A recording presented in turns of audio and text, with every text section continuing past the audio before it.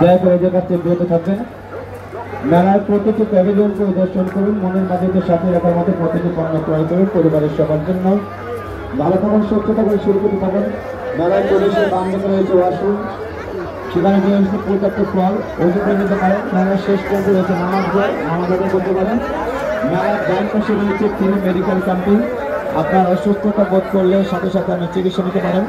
এছাড়া মেলাতে রয়েছে রকমারি পণ্য সামগ্রী, এখন বলার সময় নেই, আমাদের পরে বলবো।